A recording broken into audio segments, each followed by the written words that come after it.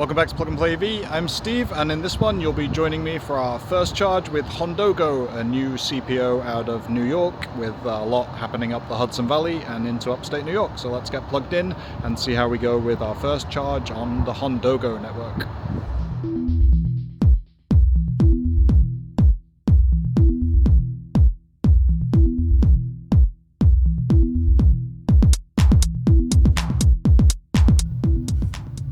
Okay, so a bit of a search through the strip mall for it. Let's see. It did say in the app one was offline, so that might be this one, but let's give it a look.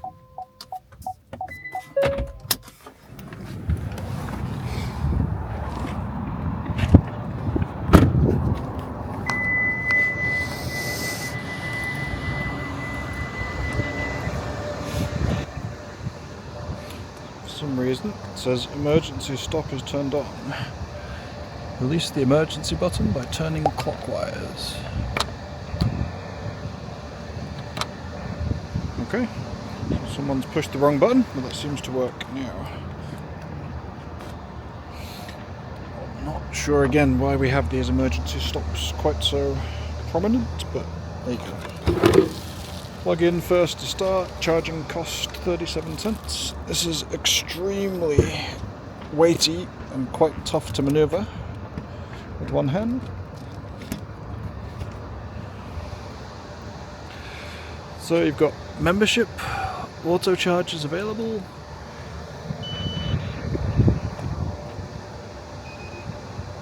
It's just easier with the near field communication.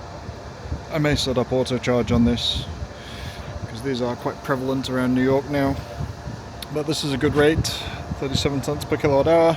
It's even lower than Iona's price cap.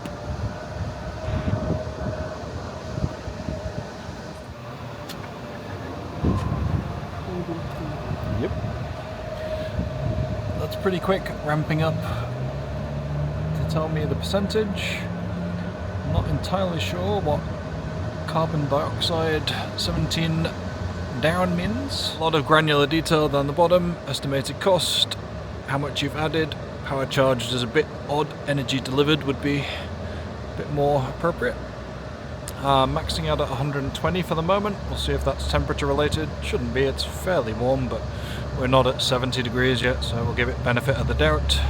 And it does say 16 minutes to, I assume that's 80%.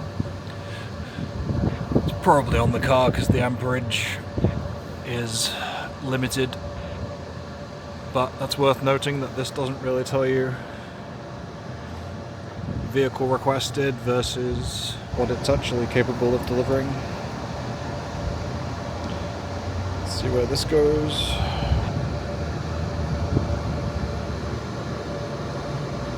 Presumably just the app.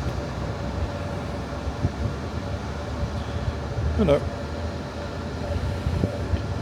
So this is a, get in the car because you can't see this. So HondoGO uses EV Gateway, which is, they are in the alternative fuels data center, but they're not the CPO, so they're the charging software backend essentially. You will come across dedicated EV Gateway sites, even in New York, I think, but this is operated and owned by HondoGO, as you can see. So just say a transaction fee of 50 cents. We'll see if that actually happened. That will make the pricing a bit less compelling, but it still is a good rate. That's for this area. You're looking at closer to 50 cents per kilowatt hour in most cases. We don't have any Ionas in New York other than down in Long Island, so that's not really going to be an impact up here in Albany area or upstate. That's reasonable. I'll look at some of the other locations in here because I think some of them were more expensive, but this isn't bad at all, and that started right up. I'll take a look around the site, see what's going on. You can see we've already pulled back on power there. So it's not much use in the sunshine, but you can see up the top there, pointing to the left available. The right charging should be fairly obvious from the vehicle in the spot, but from a distance that can be useful. This one was unavailable in the app. That was because the emergency stop button was pulled, so actually quite smart that it says on the screen that's what's happening, and I was able to fix it right away. I got the area charging on the other one, so I didn't have to split their power. You can see a Popeyes in the background over there. This is an auto zone, so not necessarily useful unless my Ioniq 5 battery problems come back. 12-volt battery, that is, not the high voltage. You have a salon, for whatever that's worth. A Subway, so a couple of quick service restaurants. Fast food in the old school. There's a barber shop. There's a bit of stuff. Studio. And then that might be another EV actually. Let's see what he does. That's a fancy BMW. It's going to want all the power. Let's see which one he chooses. Or none of them. I thought that said Arse Fitness initially, but it's actually Arise, which makes a lot more sense. And then Sushi Thai at the end here. There's a whole load of other shopping. That's all banks, tires, automotive. So this is the main plaza as well as the Popeyes, and that's a good mix. Subway, quick service, sit down Sushi Thai. Got the folks unplugging the Aria over there, and looks like the other ones were not plugging in. So that's that. I don't actually need anything at this one because I've already had lunch, and this is more to test this station, but it's let's jump back in the car, see how we're doing. There goes the area with Vermont plates. So depending on where they are in Vermont, that will get them home or onto one of the many flow locations up there perhaps. Got the BMW, I'm going to forget the numbers of this, but it's an electric BMW next to me, I'll take a look at. Racking up very quickly here. So look at it before it hits what will be probably the Korean siesta. So it's quite warm.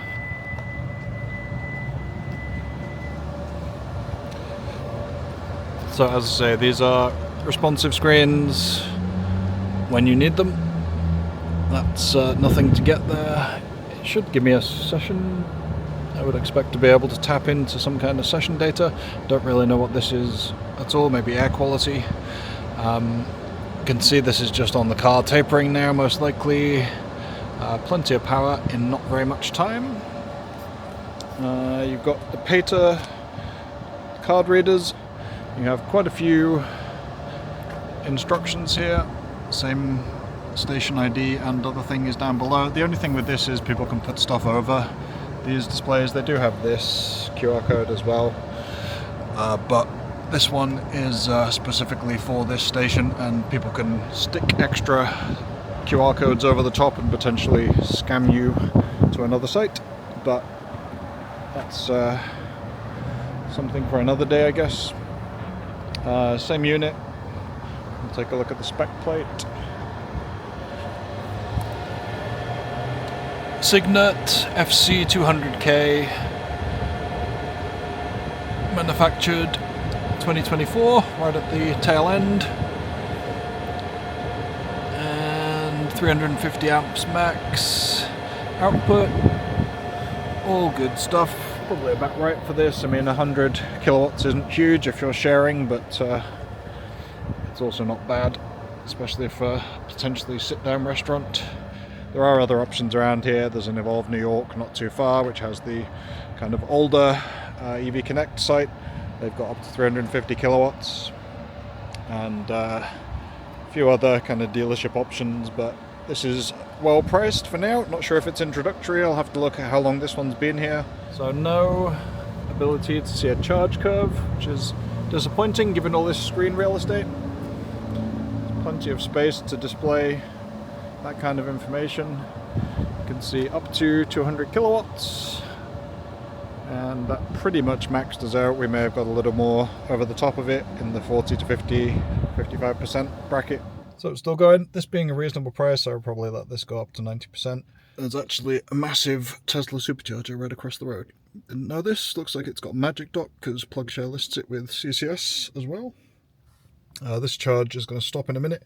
Might go over and have a look at that because it looks like a relatively new build. Okay, so this was the HondoGO site. It's on the other side of I-87, running through the middle here. And just to emphasize how much better this would be for amenities at the Tesla Supercharger, there's all kinds over there. Starbucks, ice cream stuff. There's a C-store somewhere. Chick-fil-A, Buffalo Wild Wings to sit down, loads of other restaurants over there. That is actually more of a strip mall than an inside mall, but pretty much all of your retail is going to be there, and probably a bunch of restaurants that I don't know about. And obviously, if you're thinking about stall count, 24/4 is a significant bonus. It's got the taller V4 posts, if not cabinets, which means you're going to have much easier reach for my awkward port placement, and then you've got trash cans. Definitely good for stall count. Now let me have a quick look at pricing. 46 cents per kilowatt hour, so it's 9 cents per kilowatt hour more expensive without membership, and 37 cents. So I wonder if that's just a coincidence, or if they've actually decided from HondoGO that they want to try and attract people from this Tesla Supercharger.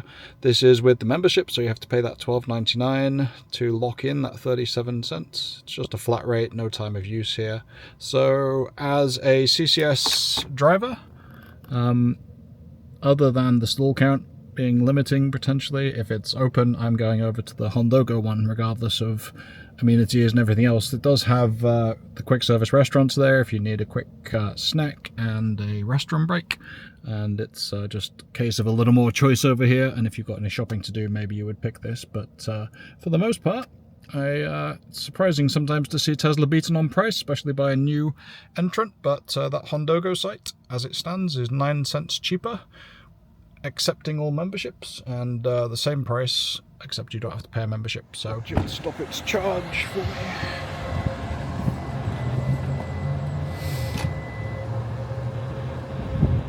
So it knows what the car's set to.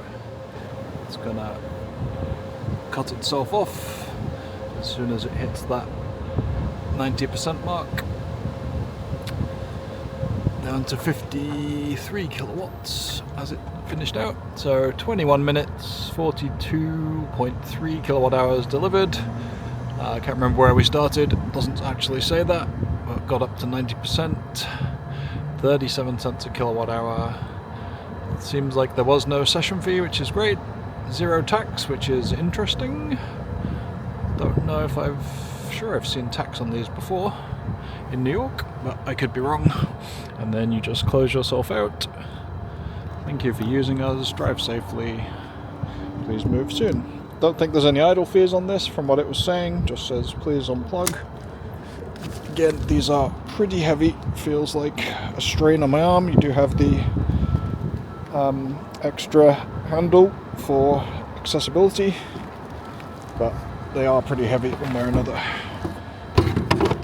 Pretty sturdy holster, should protect it for the most part.